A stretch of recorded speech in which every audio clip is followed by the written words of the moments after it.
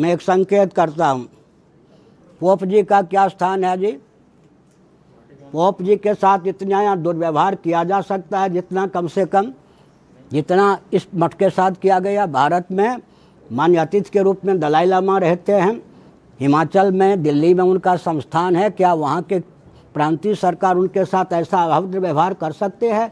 यहाँ जो है प्रशासक नियुक्त किए जाते थे, समझ गए, नाम नहीं लूँगा, उन्होंने आदेश दिलवाया, जबकि जो मैंने निर्णय दिया वो प्रस्ताव उन्हीं लोगों का था रथ यात्रा को लेकर। शंकराचार्य का कोई आदेश पत्र हमको दिया जाएगा क्या?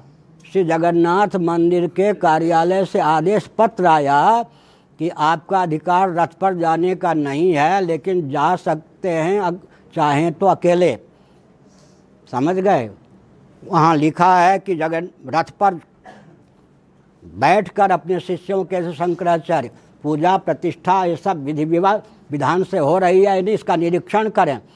समझ गए? हम पर यह अत्याचार लागू किया गया। उस समय सरकार ने पारी का क्या बिगाड़ लिया? जिस होता के कार्यालय से मेरे पास आदेश पत्र दिया, उनको पदोन्नति की गई, उनको पुरस्कार दिया गया। तो शासन तंत्र को ये विवेक नहीं है, ऐसे तुम एडमिनिस्ट्रेटर को तैयार करते हुए शंकराचार्य का तिरस्कार करें। एक सुरेश महापात्र व्यक्ति शासन तंत्र के पास लगता है कि उसके अतिरिक्त कोई व्यक्ति ही नहीं है। उसने क्या कहा, नवकलेवर के समय जब मैं कलेक्टर था तब नवकलेवर हुआ था, शंकराचार्य से पूछा नहीं गया। अब मैं एडमिनिस्ट्रेटर हूँ श्री मंदिर का, शंकराचार्य से क्यों पूछूं? भूल की पुनरावृत्ति का नाम संविधान होता है, षड्यंत्र की पुनरावृत्ति का नाम संविधान होता है। यह दंड के पात्र वो लोग हैं।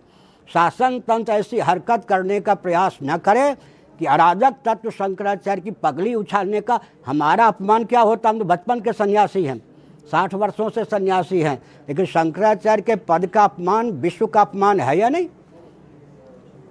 आज जो हमको जगन्नाथ जी का दर्शन हो रहा है शंकराचार्य की देन है, और हमको द्वारकाधीश का दर्शन हो रहा है शंकराचार्य की देन है, बद्रीनाथ का दर्शन हो रहा है शंकराचार्य की देन है, पशुपतिनाथ जी का दर्शन हमको हो रहा है नेपाल में शंकराचार्य की देन है, जिन्होंने सबको जीविका दी, सबका उत्कर्ष किया, भारत को भारत के रूप में ख्यापित किया। उनके साथ इतना दुर्व्यवहार यहाँ का प्रांतीय शासन तंत्र क्यों करता है, ये जनता को भी समझने की आवश्यकता है। भूल पर पानी फेरे, मैं कोई दंडाधिकारी बन के नहीं बोल रहा हूँ, लेकिन ऐसी भूल की पुनरावृत्ति नहीं होनी चाहिए।